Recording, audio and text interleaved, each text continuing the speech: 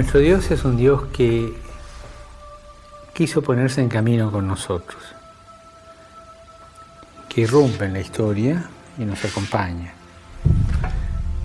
Cuando lo elige a Abraham, le dice, bueno, salí de tu tierra, de la casa de tu padre, hacia el país que yo te voy a mostrar. Y después le va prometiendo una descendencia grande como las arenas del mar, las estrellas del cielo, y lo va acompañando. Acompaña a su pueblo en todas las vicisitudes, los problemas, la guerra, las glorias. Libera a su pueblo de la esclavitud de Egipto. Por los profetas va anunciando la salvación definitiva y nos envía al Salvador, a Jesús, su Hijo, el cual también camina con nosotros, con nuestras miserias, con nuestros pecados. Y nosotros seguimos caminando con Jesús en esta victoria de la Pascua. Y en cada dolor, en cada problema, en cada pecado nuestro, Él está al lado. Él acompaña. Él no se avergüenza de ninguno de nosotros, porque ya se jugó por nosotros. Y acompaña, simplemente ofrece su salvación.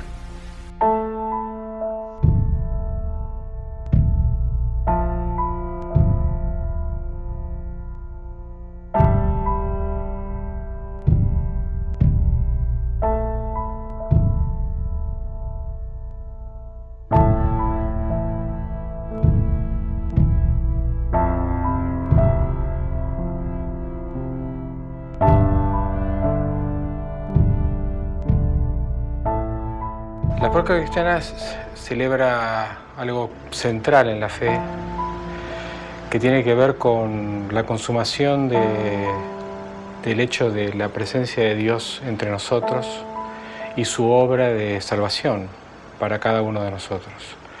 Celebra la muerte de Cristo por nosotros y la resurrección, que es el punto de la esperanza. La muerte por nosotros, expiatoria de nuestros pecados, y la resurrección que nos da la esperanza de vida y la esperanza de que más allá de la muerte seguiremos sus pasos acompañándolo a Cristo más allá de los tiempos. La Pascua cristiana, digamos, nació de la Pascua judía, y no solo nació, sino que en cierta forma sigue viviendo. No es que antes existió una cosa y después otra, sino que hoy todavía la Pascua cristiana sigue viviendo de la Pascua judía con matices que la diferencian.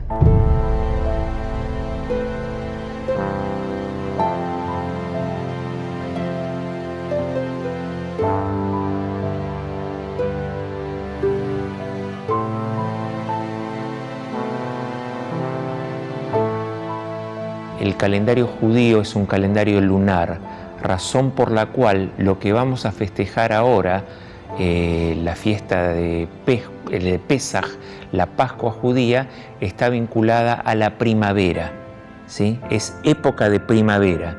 Según lo que nos dice el Cantar de los Cantares, el invierno ya ha pasado, llegó el momento de la canción, el momento de la melodía. Y la Pascua judía básicamente recuerda lo que llaman el paso del Señor, que tenía dos momentos: uno, la liberación de Egipto, y otro, la marcha hacia la tierra prometida. Y entre medio de los dos, entre salir de Egipto y marchar por el desierto, se encuentra el pacto que Dios hace con su pueblo, en que le entrega como señal del pacto las tablas de la ley. Simbólicamente hablando, en esas tablas estaban escritos los 10 mandamientos. ¿Qué pasó con los judíos cuando tuvieron que salir a la diáspora? ¿Sí? Cuando fueron echados de expulsados de la tierra de Israel, entonces evidentemente no podían festejar la fiesta de la primavera en otra latitud en el mismo momento que se festejara en las tierras del Oriente Medio.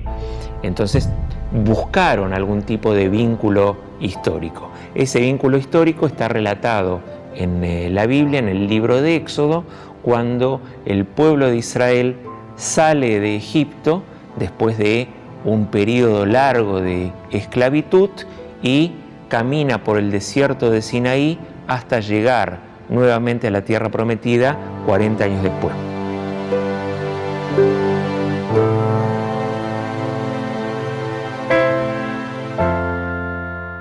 En todas las religiones hay un poco este mismo esquema o paradigma de liberarse del pecado, liberarse de lo que nos hace sufrir, liberarse del mal y peregrinar hacia una tierra prometida. La Pascua judía celebra, rememora la salida de los hijos de Israel de la tierra de Egipto. Estoy utilizando el término bíblico, los Bnei Israel, los hijos de Israel. Se refiere a los descendientes de los hijos de Jacob, ya que Dios cambió su nombre por el de Israel. Allí ellos sufrían del yugo esclavizador del faraón y de todo su gobierno, al igual que todo el pueblo egipcio. Y Dios intervino para rescatar, redimir al pueblo de Israel de esa situación, le dio la libertad, le ayudó a salir de la tierra de Egipto. Entonces la Pascua cristiana revive en Jesús con su muerte y su resurrección, salir de un estado de sufrimiento y buscar la felicidad de la tierra prometida, que en una parábola de Jesús la encontramos bien expresada con la parábola del hijo pródigo. O sea, el hijo pródigo, liberado de esa vida licenciosa en que había caído, vuelve a la casa del Padre y el Padre lo abraza. La salida de Egipto tuvo un propósito, amén del enorme propósito que significa la obtención de la libertad, y que es la de acercarse al monte Sinai y pactar con Dios. ¿Y cuál es la esencia de ese pacto? Tener un comportamiento de acuerdo a las normas de Dios que aparecen en la Biblia. ¿Cuáles son esas normas? No asesinarás, no robarás, el respeto y la búsqueda del amor al prójimo, todo aquello que aparece en la Biblia, la justicia social, de procurar que cada uno pueda tener los medios para sustentarse con dignidad, los medios económicos. Y uno siempre dice que uno tiene que conectarse con Dios de la manera que uno puede y de la manera que uno sabe. Porque muchas veces se dice, bueno, pero a veces uno no entiende lo que está diciendo porque las oraciones están escritas en arameo, que es un antiguo lenguaje, la Torá, que es el libro sagrado, uno lo lee y no lo entiende. Y la verdad que yo digo que hay que conectarse con Dios de la manera que uno pueda expresarse y que uno pueda entender. Seguramente Dios nos va a entender de cualquiera de las maneras.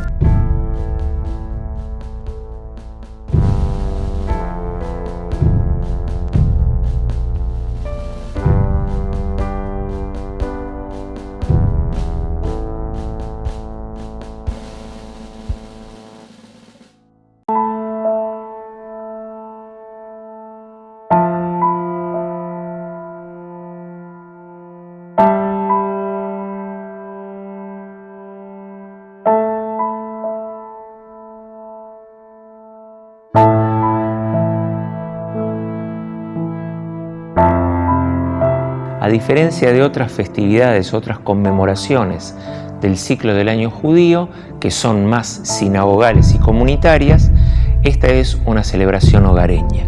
¿Qué quiere decir que es hogareña?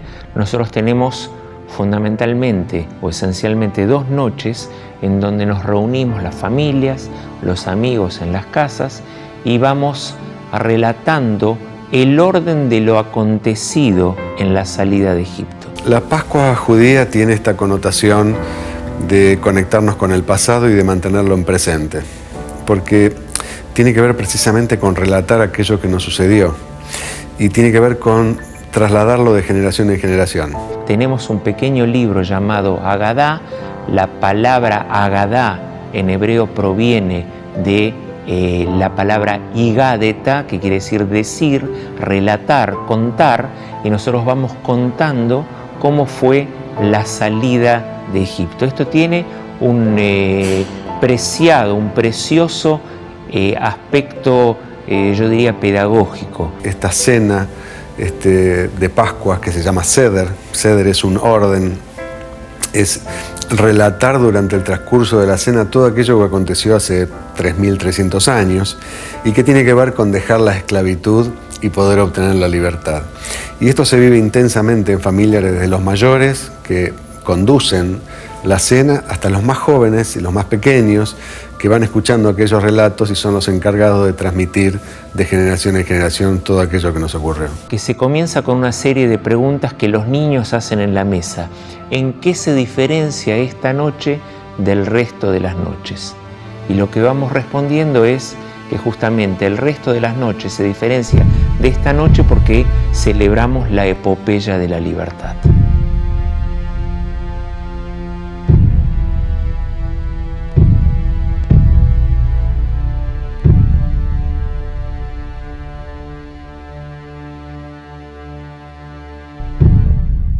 Antiguamente, o sea, cuando existía el Templo de Jerusalén, Pesaj era una fiesta de peregrinación, por eso Jesús va a Jerusalén en Pesaj a celebrar junto con todos sus hermanos judíos de su tiempo la festividad a través de sacrificios que se daban en el Templo de Jerusalén y después a través de una cena pascual, la cena de Pesaj.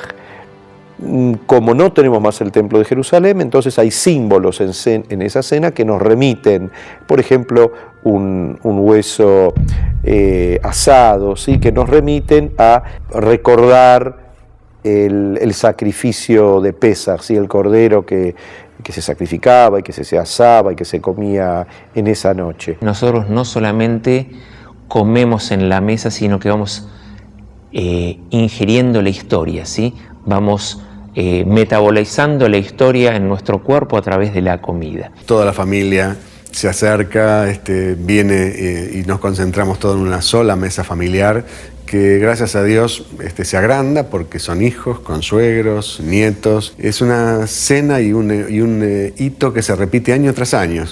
Y uno lo vive con la misma intensidad cada año y con el mismo entusiasmo ese relato para poder transmitirlo a los más jovencitos. En general, la tradición judía desarrolla mucho el tema de la memoria y hay un juego mutuo, un juego permanente entre recordar y no olvidar. El hombre puede recordar muchas cosas todo el tiempo, pero no puede vivir sin olvidar también todo el tiempo. La mesa de Pesaj tiene que tener como función específica y especial cumplir con el versículo donde dice Vehigadeta lebinja bayomahu, y le dirás o le narrarás a tu hijo en aquel día, así diciendo. Recordar todo el tiempo, recordar permanentemente todo, ¿sí? Nos vuelve de algún modo en seres humanos muy neuróticos, ¿sí? Ahora, olvidar en función del recordar también nos hace seres humanos alienados a todo el mundo que nos rodea, perdiendo nuestra propia identidad.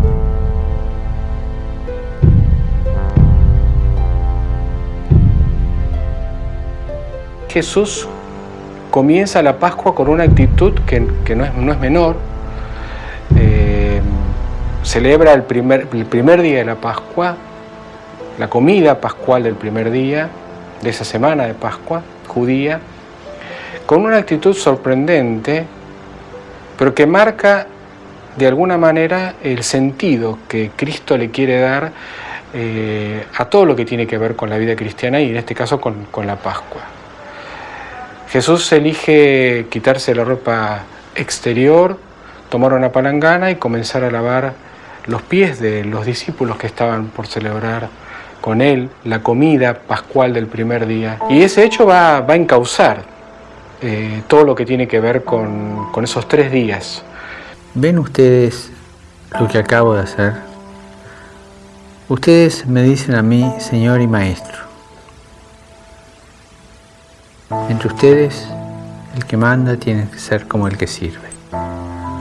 Es decir, significa el servicio hasta el final. Él nos iba a prestar en ese momento el servicio de la redención, ¿no es cierto? El servicio más grande que Dios hace al hombre. Pero nos marca una conducta, ¿no? Cuanto más alto estés en situación de poder, de prestigio, de ciencia, cualquier situación, más tenés obligación de abajarte. Es propio del amor abajarse. Es propio del amor abajarse. Solamente el que ama mucho puede abajarse. Y eso es lo que nos indica Jesús. El poder como servicio, la dimensión de abajamiento, anonadamiento que tiene el amor. Y les da el mandato de hacer esto también entre ellos. Por supuesto que es un símbolo, pero también es un mensaje que tiene que ver con la actitud de reflexión sobre de qué manera podemos servir nosotros a nuestro prójimo. Uno, cuando está con más posibilidades de poder, pongamos en el poder todo, ciencia, economía, todo lo que uno puede tener, cuanto más posibilidades tiene de poder, más tiende a someter a los demás y esclavizarlos en última instancia, ¿no? Incluso sin darnos cuenta, nos pasa, sí, quiero decir sin darnos cuenta, pero nos pasa a los que profesamos la fe, nos pasa a los sacerdotes. No cree que porque tiene este puesto ya tiene que mandar, no, porque tenés este puesto tenés que servir más al otro.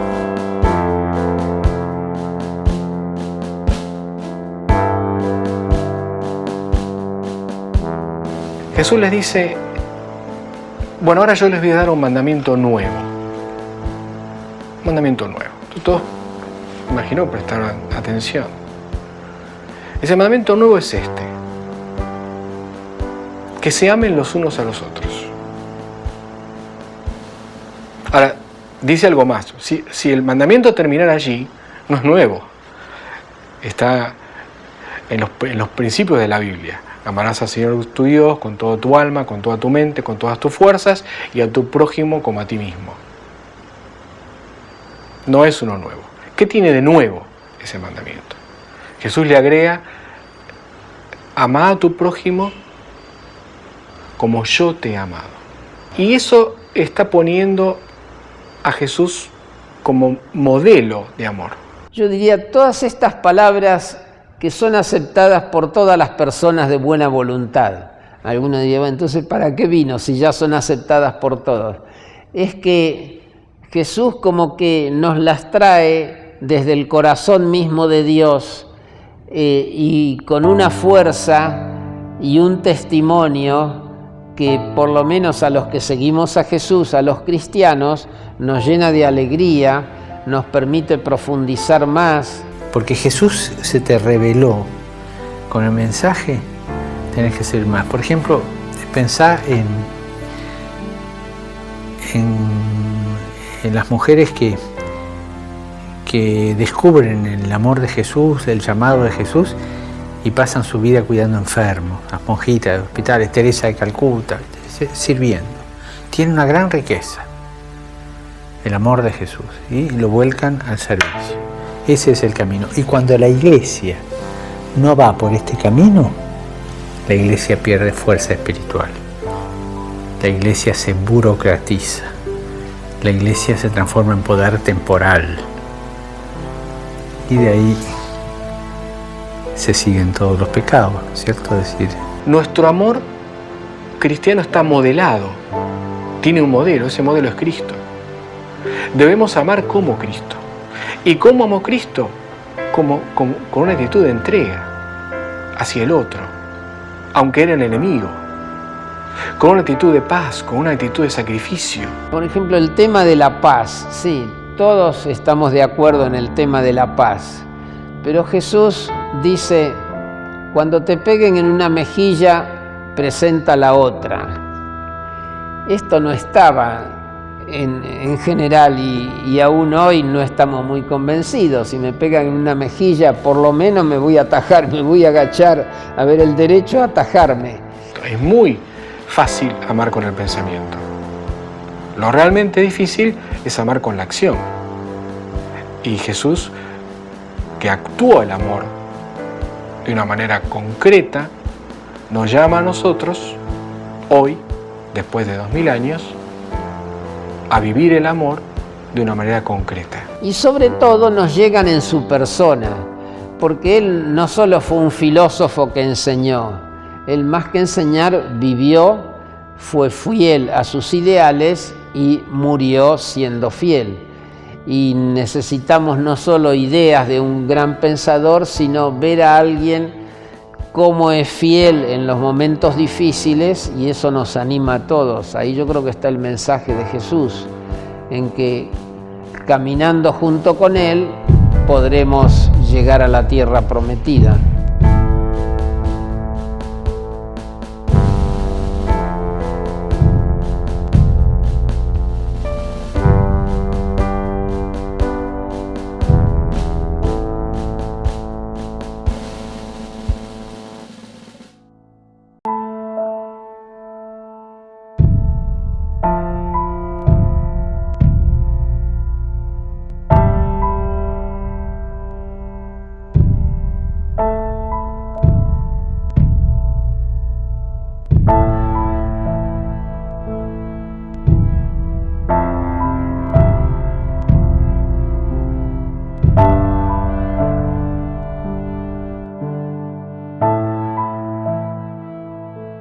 Ustedes saben que en Pesaj nosotros en realidad celebramos la fiesta de la libertad y tratamos de que todos los años en esta fecha cada uno podamos recordar y sentirnos que fuimos esclavos para poder darle valor a la libertad. Yo siempre digo que lo más importante para el hombre es ser libre, pero lo más difícil es aprender a hacerlo, porque seguimos siendo esclavos de muchísimas cosas, de las cosas cotidianas, de lo que nos impone la sociedad, de aquellas situaciones en las que a lo mejor no somos capaces de liberarnos, y ahí tenemos que hacer una introspección muy fuerte, y por eso estos días de introspección, donde podemos conectarnos con el pasado y con Dios, nos pueden servir para liberarnos de todo aquello en lo cual tenemos que trabajar para poder ser libres de verdad. No nos hemos liberado de todas las esclavitudes, ya que vamos añadiendo en nuestra alienación cotidiana, ¿sí?, esclavitudes que hacen a que creamos que somos libres, pero en realidad dependemos mucho de todo lo que va ocurriendo. Somos esclavos del consumo, de las situaciones creadas por la sociedad misma, por situaciones políticas, por contextos políticos económicos, y nos es difícil a veces ser el hombre como él mismo. ¿Cómo nos vamos transformando en conformistas frente a todo ese aparataje que de repente nos sofoca, ¿sí? Y por otro lado, también hay países en donde la esclavitud como tal, ¿sí?, es llevado a cabo del mismo modo como se hacía, como se establecía antiguamente. Pablo define como que fruto de todos los males es el amor al dinero, y yo creo que de ahí va surgiendo todo lo demás. Cuando decimos alguien no tiene que trabajar más de 8 horas, ¿quién no trabaja más de 8 horas? ¿Quién se lleva, cuánta cantidad de trabajo llevamos a nuestra casa? Pero no solamente eso, ¿cuántas veces uno permanece, ¿sí?, frente a la tarea más del tiempo que nuestro tiempo propio nos permite estar? Y otra esclavitud es vivir mucho del hoy, de la hora. Entonces, hoy es noticia, mañana vendrá otra cosa. Si hacemos un trabajo introspectivo, vamos a darnos cuenta que la lista es tan amplia que ese Egipto milenario muchas veces está nuevamente restablecido en aquello que hacemos cotidianamente y que debemos tener como función y como desafío liberarnos de ello. Y yo creo que ahí está el mensaje liberador que hablábamos al principio del cristiano, o de entender la Pascua como un sentido de liberación y entender que el cristiano tiene mucho para contribuir o para decir en lo que tiene que ver con la necesidad de la búsqueda de Dios y la búsqueda de Dios para encontrar la liberación de todas estas cosas, de todos estos males sociales o individuales que nos están esclavizando. Tenemos que hacer un esfuerzo aquellos que estamos muy conectados con los valores de la fe, para poder aportar a la sociedad aquellos que nos permita ser libres, que podamos ser nosotros mismos, que podamos ser uno y que podamos formar la familia en nuestros valores y no en valores que nos imponen. Jesús, si dio su vida, es por fidelidad al amor que Él enseñó. Dar el testimonio de que no podemos pasar la vida escondiéndonos. O sea, Él dijo, yo lo que enseño, bueno, lo voy a enseñar públicamente y en Jerusalén. Tenemos que trabajar muchísimo para poder aportar aquellas situaciones que despejen lo bueno de lo malo y que cada uno de los hombres puedan ser hombres de verdad y que puedan transmitir a sus hijos y a las próximas generaciones un consenso de familia, que es el primer eslabón de una sociedad sana para poder construir una sociedad mejor. Así que lo primero, el primer valor que rescatamos de la vida de Jesús es la fidelidad de Él a la misión que Él siente que Dios le ha encomendado de dar testimonio de la verdad. Estas fiestas son fiestas de una búsqueda intensa interna, pero por otro lado son fiestas muy liberadoras, ¿sí? Porque tienen un camino de esperanza, ¿sí? Y esta esperanza es lo que nos dice muy bien, uno puede superarse día a día. El servicio es la consecuencia del amor, porque es propio del amor abajarse, y abajarse para servir al otro. Celebrar la Pascua es abrir el corazón a la salvación del Señor victorioso, que tanto nos amó que dio su vida por nosotros.